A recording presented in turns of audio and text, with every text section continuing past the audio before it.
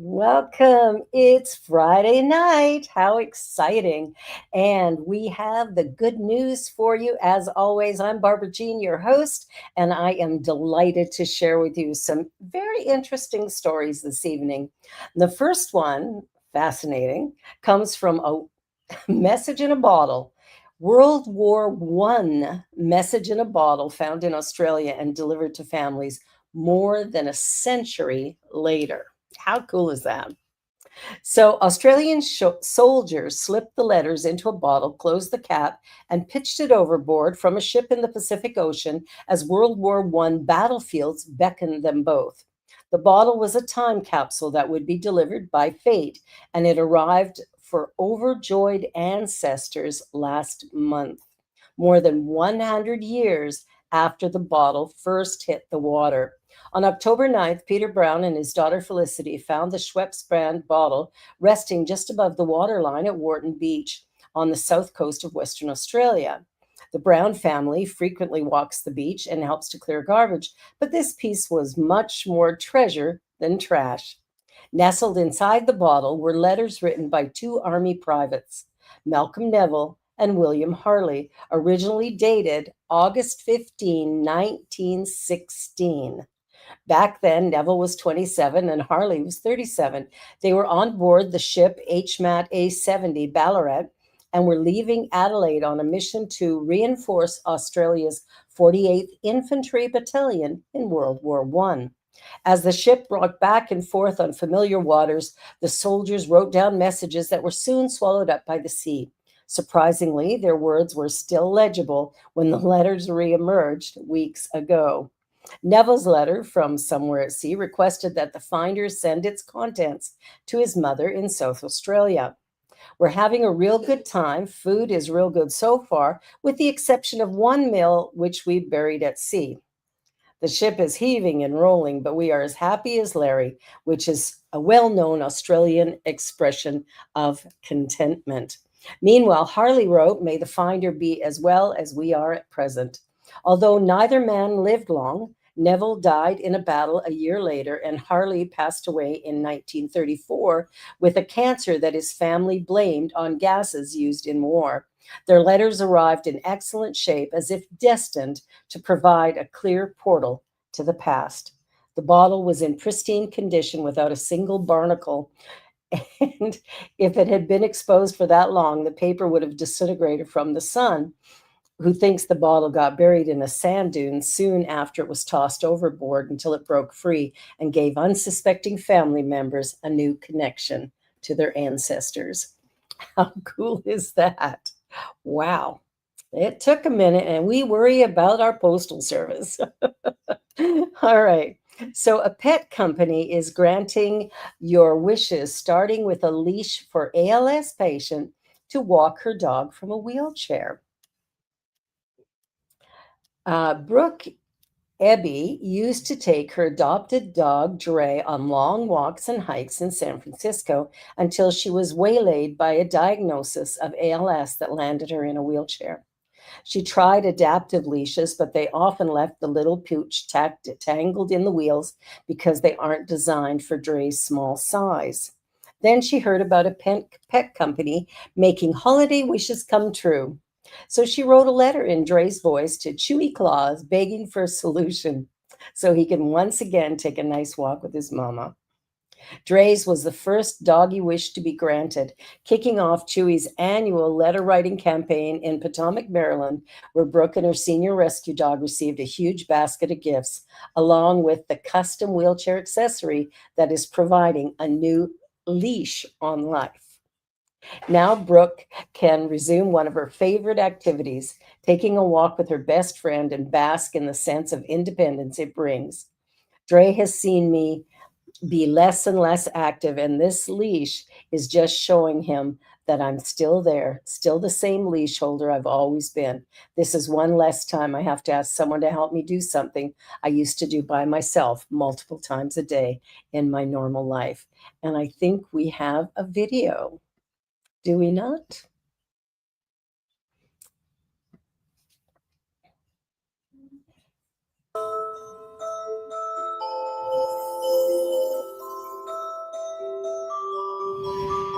Dear Chewy Claus, my mom adopted me from a shelter in San Francisco.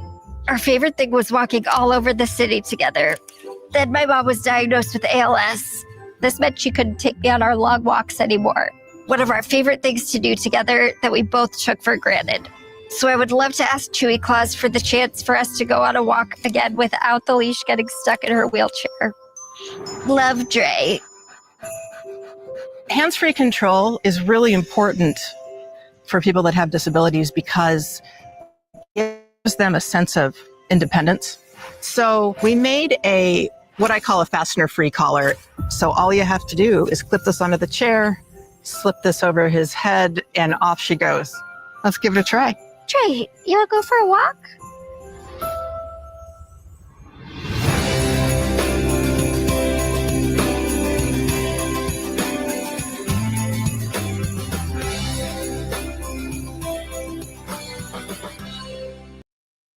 How great is that? Ah, makes me all teary. Oh my goodness gracious. Wow, that is a beautiful story. And more and more we're seeing how people innovate in order to assist. And I just love that. Well, we're going to take a short little commercial break. You're watching the New Thought Media Network and the good news here this Friday evening, November the 14th. We'll be right back. Don't go away.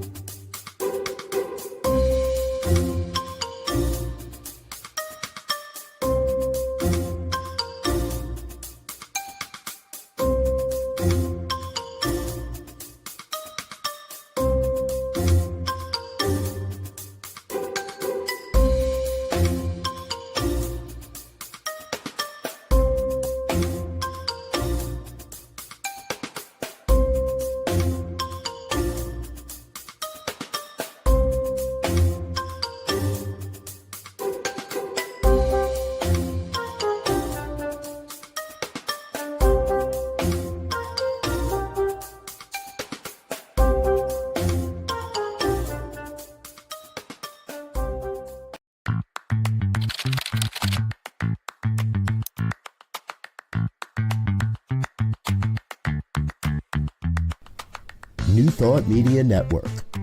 We are a global broadcast network of positive music, media, and entertainment, inspiring humanity's evolution along the journey of enlightenment and creating a world of love, peace, empowerment, and prosperity for all. New Thought Media Network. Positively inspiring.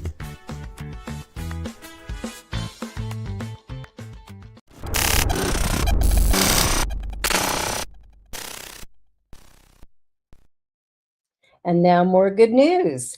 So a daycare rewilded its yard and the children became healthier. Now the whole nation is doing it. Finland is doubling down on evidence from 4 years ago that definitively shows how children can avoid diseases and allergies throughout their lives if they're permitted to get down and dirty in daycare.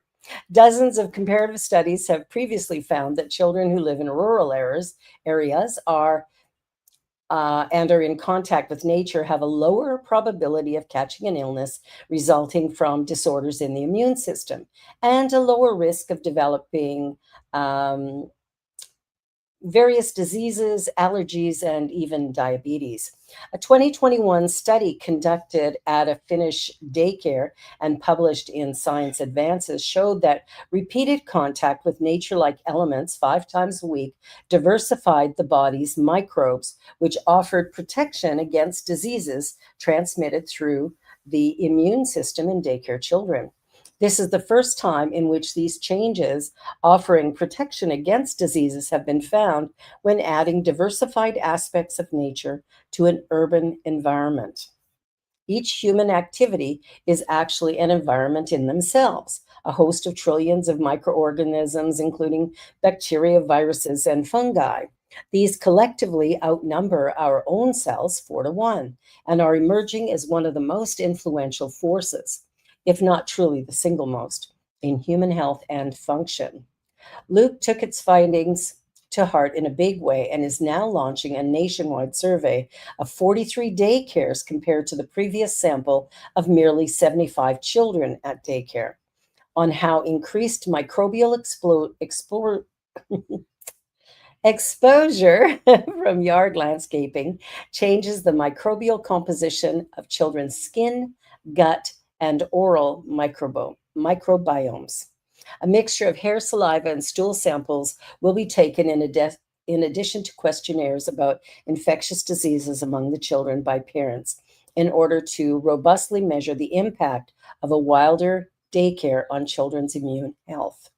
The Guardian recently reported on some of the fruits of this initiative, which saw £1 million in grants given out to the 43 daycare centers for the purpose of adding more garden space, planter boxes, compost heaps, and other such natural features to their properties. Sinkonen was there too, inspecting a chocolate cake baked with love of mud and sand by a 5-year-old at Hampula Daycare Center in Lahti, north of Helsinki. The daycare boasts a vegetable patch which uses the daycare's composter to provide dirt-covered, healthy veggies for the center's kitchen. It was the location of the original study from 2021 and is now the flagship daycare in the new, larger trial. The original study with Luke at Hampula identified lower levels of bacteria linked with inflammatory bowel disease in the 75 kids' gut microbiomes. The blood samples showed higher levels of circulating immune agents called T cells, while their skin carried lower densities of infectious disease-causing bacteria. If that profile can be replicated nationwide, a huge financial and health burden could be lifted from the national community. Ooh, time to get a garden going, folks. Build a garden and watch children and adults flourish. All right, so a smart keyboard for Parkinson's patients wins the 2025 James Dyson Global Award. So an innovative smart keyboard designed to significantly improve typing ability for people living with Parkinson's disease has been named a global winner of the prestigious award. The groundbreaking invention called On Cue was created by Italian product designer Alessandra Galli as a school thesis project at Delft University of Technology in the Netherlands. It's the first assistive keyboard that integrates cues to help manage motor symptoms like tremors, slow movement, and freezing. On Cue is a clever and empowering solution, allowing people with Parkinson's and other motor conditions to stay connected and communicate independently. Gail Gali developed On Cue after focus groups revealed how typing obstacles challenge the independence and confidence of Parkinson's patients.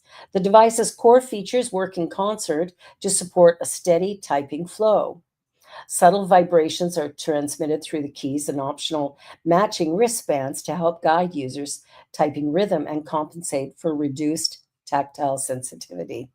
AI lighting system and artificial intelligence component predicts that the most likely next letter the user will press and illuminates the corresponding key with a green light. This visual cue helps to reduce hesitation and errors, a common issue with the condition. The ergonomic design inspired by gaming keyboards, On Cue has a compact, split layout to reduce strain on the hands and arms. The keycaps also feature raised edges to guide finger placement and prevent accidental presses.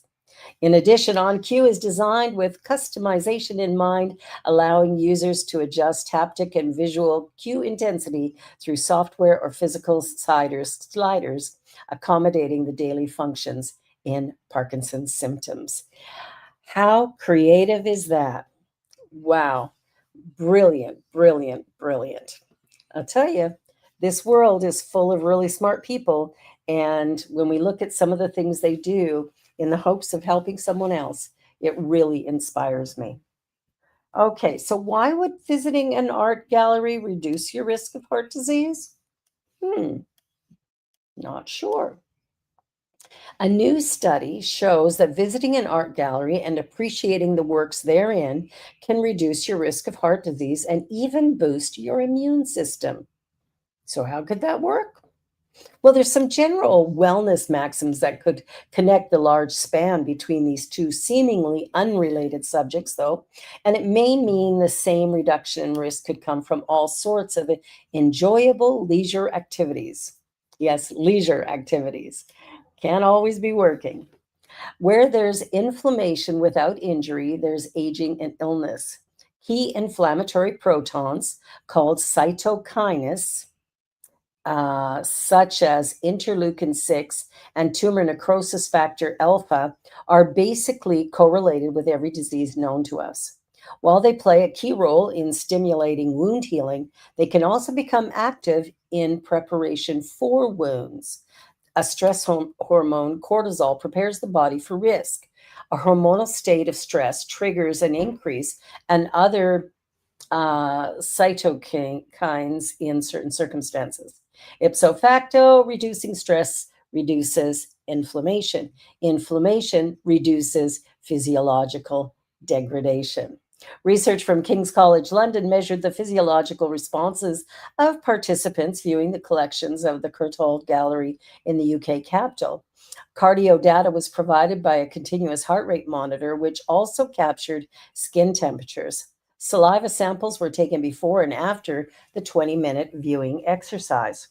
Compared to viewing the same paintings as replica images in a non-gallery setting, the stress hormone cortisol fell by an average of 22% and 16% more than those viewing the pictures of the paintings.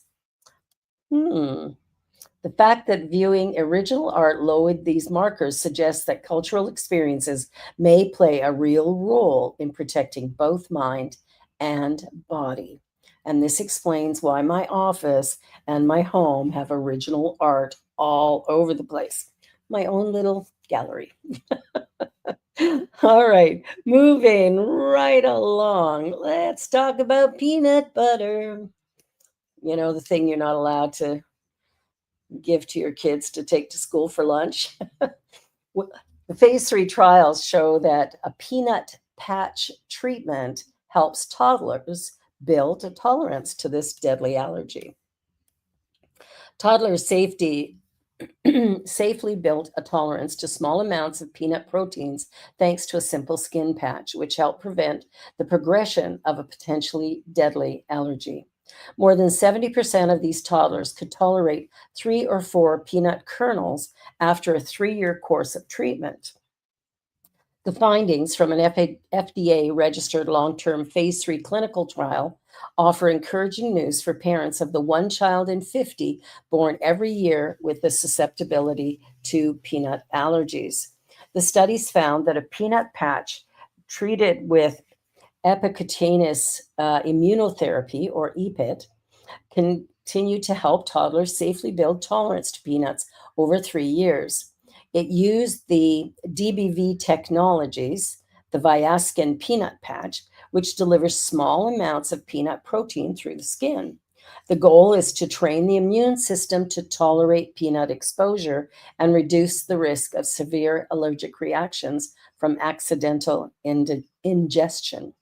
The new analysis looked at toddlers who originally received a placebo in an earlier 1-year study and then used the peanut patch for up to 3 years. After 3 years of treatment, more than 70% of the children could tolerate the equivalent of at least 3 to 4 peanut kernels, a significant improvement from their first year of treatment. Nearly half could tolerate even higher amounts. Importantly, the treatment continued to show a strong safety record. No cases of treatment-related anaphylaxis, a severe allergic reaction, were reported in the 3rd year. Skin irritation at the patch site, the most common side effect, became less frequent over time. The research team also found that children's reactions during food challenges became milder and fewer severe symptoms after 3 years than after 1 year. Wow, that could be great for a lot of people because there are many who struggle with that peanut allergy, and it is very serious. I have a sister-in-law who would die if even if you ate a peanut butter sandwich near her. Yes, it's that serious. All right, a driverless, hmm, a driverless electric bus. Hmm, okay. After 5 years of testing, an autonomous electric bus has been deployed to a park in Madrid for one final real world experiment in driverless vehicles for public transit. If it succeeds, the cute little caterpillar shaped bus may become a mainstay in the Spanish capital, ferrying passengers around Casa de Campo Park and beyond. Developed through a partnership with the Madrid Transit Authority and Automotive Technology Center of Galicia in northern Spain, the driverless bus has been in action between the 15th of September and 24th of October. It drove in a circuit around Casa de Campo, picking up passengers at 6 stops and operating for 5 of the city's peak hours. The vehicle is 100% electric, and though many of its body components were manufactured abroad, the brains, eyes, ears, and other software were made at CTAG. This bus is one of the best I have ever tested, says Fernandez, head of the EMT's rolling stock planning division. It behaves very well dynamically. Let's say that the technology is very well integrated. It doesn't behave erratically or robotically like other buses. The aim of EMT and CTAG is not replacing drivers, but providing a suitable and safe alternative for predictable, shorter routes that can help cities address a current shortage of professional bus drivers. Though fully autonomous and capable of detecting pedestrians, cyclists, skateboarders, scooters, animals, crosswalks, stop signs, traffic lights, and roundabouts, and making decisions over when to brake, accelerate, turn, and open or close the doors, a safety officer is always on board, just in case. What do you think, people? Is that cool or what? I love it. And it's kind of cool looking too. All right, a little drink of water here.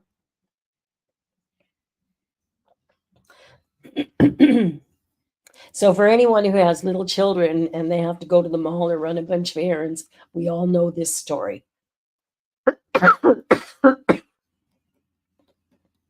A stranger's note turns a mother's stressful day into one she'll never forget. A mother says a simple note from a stranger changed her world after a random act of kindness on a day when everything was going wrong. According to Wales Online, 43-year-old Amy Johnson was out shopping with her 2 young children when stress began to build. My 2 children, Sarah and Noah, were at their peak of restlessness, and I was at my wits' end. Sarah was on the verge of a meltdown, and Noah, sensing the tension, was becoming increasingly fidgety. I was preparing myself for the inevitable, a full-blown tantrum from Sarah, which of course would set off a chain reaction with Noah. It felt like a ticking time bomb ready to explode. Pardon me. A woman, probably in her 60s, approached Amy, and instead of offering judgment, she offered kindness. Kneeling down, the woman smiled at Sarah and said, "I couldn't help but notice your beautiful dress. Do you like bunnies?" Amy said her daughter's tears stopped instantly. For the next few minutes, this kind stranger engaged my children in a conversation about their favorite animals, colors, and cartoons. She had a magical presence that calmed them instantly. Before leaving, the woman handed Amy a small note. Mm, my apologies. And the note read, "You're doing great. We've all been there. Keep smiling." Amy said the rest of her day went unexpectedly smoothly. It's amazing how a simple act of kindness from a stranger can transform a challenging day into a memorable one.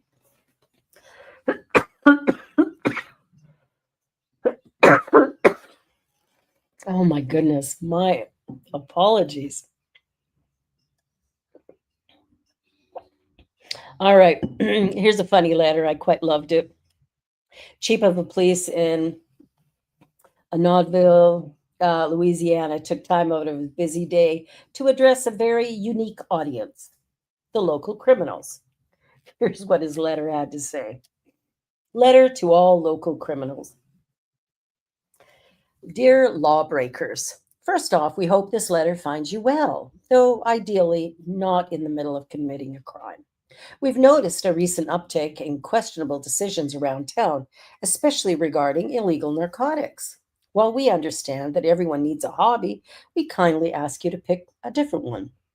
You see, we at the Arnoldville Police Department work long hours making sure our community is safe. But when you keep breaking the law, you make us stay up late filling out paperwork, and nobody likes paperwork. I mean, seriously, nobody.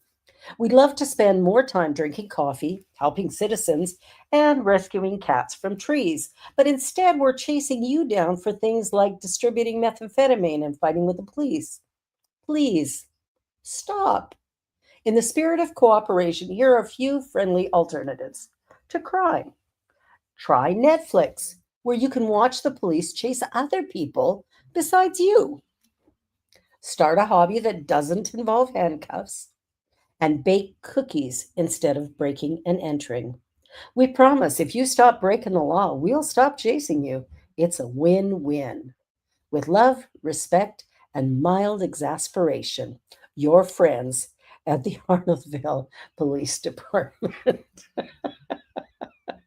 Oh my goodness, that one had me laughing like, oh my goodness, so good. All right, well, then there's a polar bear eating a 1,400-pound pumpkin, and it really is a sight to behold. It's not every day that Henry the polar bear sees something that weighs more than he does. At 1,200 pounds, the polar bear is the world's largest land predator. But here was something substantially heavier, and it was just sitting there in his enclosure. Defensive at first, Henry eventually dug into the sweet, crunchy flesh of a giant 1,400-pound pumpkin that was donated to the nonprofit that looks after him. The photos will steal a chuckle out of anyone. One of my staff was driving up from down south and ended up directly behind this pumpkin as it was on the highway. Her staff member gave her a call and said the truck carrying the massive gourd had a logo on the side that said 80 Creek Gardens, Baxendale Young, and he decided to call them up. And pretty quickly, they got back to me and said, if we don't take it, it's just going in the compost. Henry actually came out and didn't know what it was and got actually quite defensive because I think he was just quite absorbed at this new thing in his enclosure. However, after he'd eaten a bunch, well, you can see the result of that. The Cochrane Habitat in Ontario is the world's only nonprofit organization that provides sanctuary to polar bears in need of human care and who can't live in the wild anymore. They often receive presents for their bears around Polar Bear Awareness Week. How sweet. Okay, well, we've run out of time. That's the end of today's good news. I hope you will be back with us again next week. And hey, be sure to like, share, and subscribe. And if any of these stories really uplift you in any way, please send us a little note of appreciation. We'd greatly receive it. And you could always send us a donation. We are a charitable organization, and we would love to receive the benefit of your good news in the form of good cash. ntmedia.org if you feel inspired to do that. Well, thank you so much for watching. We're here every Friday night at 7 p.m. Eastern, 5 p.m. Mountain, and we look forward to seeing you again next week. Have a great one. I'm Barbara Jean. Bye for now.